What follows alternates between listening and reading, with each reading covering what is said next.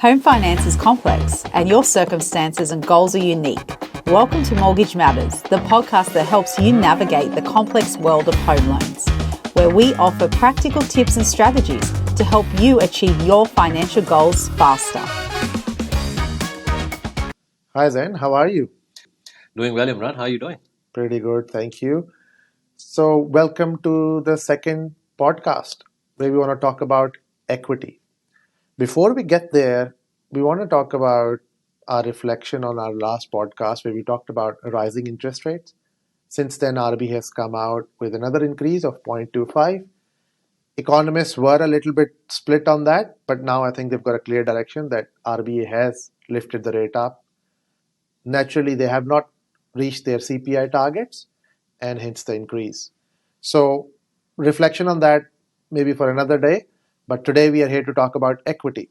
So, Zen, would you mind explaining to our viewers what equity is? Sure. Very important concept, especially when people have gathered a lot of equity in the past 4 or 5 years. Very important to understand this concept. Equity is the value of the property that you own. So, the assessed value minus the liability on that property is the equity. It's a point in time concept. So property value right now might not be the same in 6 months' time, or was not the same 6 months ago, which is very important to understand. Secondly, it is based on the assessed value. When we are talking about valuation, we're talking about the value that is assessed by the qualified valuer of a particular lender. It is not the value that real estate agents tell you. It is the value that the lender will lend you on. It's a very important concept. When we're talking about the liability that we need to minus from the value of the property, we need to include the redrawn offset as well. No, that's great. That's great. So, now building on this concept of equity and understanding that, let's say if I've got a property of $100,000, right?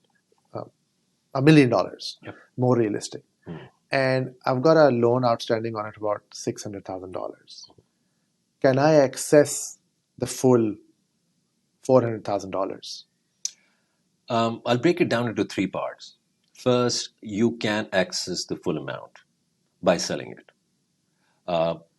We have to include the transaction cost as well, plus the amount that the tax man will take. If it is liable for tax, then you can get the remainder to yourself. That's one way. Second is by going to the lender and asking to increase the loan amount. In most cases, 80%, up to 80%, without incurring lender's mortgage insurance. You would ask what lender's mortgage insurance is. Most people would want to know. It's the cost of ensuring that the borrower will pay in case of a default. That's the cost charged by the insurer, and the cost is burdened by the borrower. So we'll expand on this concept a little more in another day. But in a case where you want to access equity, you would not typically want to include that amount because that's a cost again. So in most cases, as I said, 80% you can access. In certain cases, you can access 90 to 95% as well. Those cases are generally the general physicians, accountants, other professionals. There's a list of that. Those people who can access equity by going up to 90, 95%. Without incurring LMI? Without incurring LMI. Well, that's that's correct, good. yes. So, let's say if I get $1 million loan and I've got a $600,000 mortgage, building on that concept, is there any, and I don't want to sell the property, is there any other impediment in me accessing that equity? Borrowing capacity. Even if you have equity and you've got the assessed value and you don't have borrowing capacity, you can only go up to the maximum of borrowing capacity. Now, borrowing capacity is a very important concept that we have to cover in a separate section. So borrowing capacity can vary and does vary. So depending on lenders, the policies, your own circumstances, which is again another topic for another day. But that's the main impediment. So just having equity is not only going to get you the cash that you need. Great. So then that is well and good. Now we understand the concept of equity, how banks assess the value of the property, and how much we can access, and different ways of accessing it. It's all well and good. But let's say if I have found the lender who is assessed my property really, really well, and also willing to lend me that money, what can I do with that equity? What are the options available? What have you seen in the market with your experience, and how people use this equity? I think, Imran, this is the most important question, I would say, because it's very important to know what you can do and what you should do with the equity that you're accessing. I'd say number one is deposit for your next property. In most cases, it's the investment property that you're looking for. You can cover transaction costs as well, including stamp duty, the fees, lawyer fees, and all of that.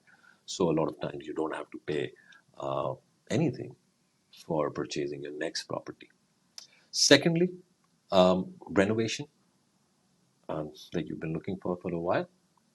That does increase the value of the property in most cases as well. So a nice new bathroom, nice new kitchen, plus the value of the property increases. So a renovation, it can be used as a cash flow buffer, especially again in these days, rising interest rates, increased repayments. So it can be used as a buffer as well. Fourth, consolidation of expensive debts.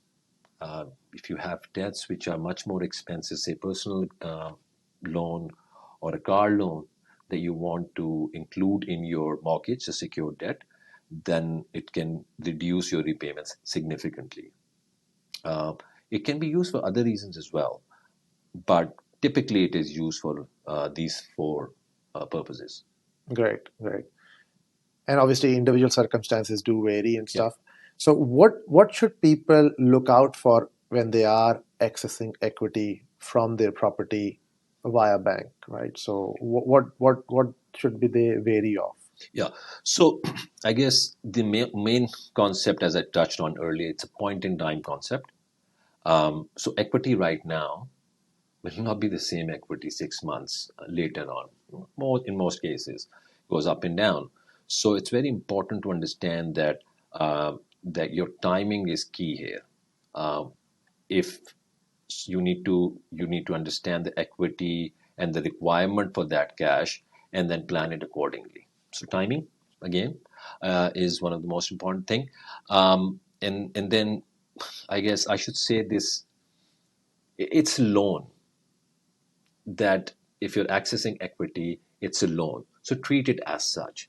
Not a good idea to take that cash and go on spending on things that you wouldn't do with a loan. So keeping that in mind, it is adding to your loan, it's increasing your liability. So use it wisely. That's great. That's great insight. Now, that's well and good. My next question is around what are the different ways people can access this equity? Sure. Number one, refinancing the loan to a different lender, the lender that is giving you the right valuation, the lender that is giving you the borrowing capacity that you need to access the equity. And if your circumstances have changed, going with a lender who's going to provide you what you're looking for, what your needs and circumstances are. So refinancing is number one. Number two is topping up the loan with the existing lender. That's generally the easier way because there's not a lot of paperwork involved. Um, Unlike refinancing, it's a new loan. And then the third one is line of credit, which is available in a lot of cases. Not many people use it, but that's another good way to access equity as and when you need it. You could keep it back when you don't require it. It does affect your interest on the total loan. It's a good way to access equity as and when required. That's great. That's great. So thanks for giving us this valuable insight, Zen, around the concept of equity, how banks view it, how people can access it, and various different ways people use it. Obviously, individual circumstances do vary, and people need to consider their individual circumstances before taking any steps. So we highly recommend you speak to a broker, you speak to your bank manager before taking any steps, and seek that advice. So thank you very much. Until next time. Until next time, thank you, Imran. Thank you.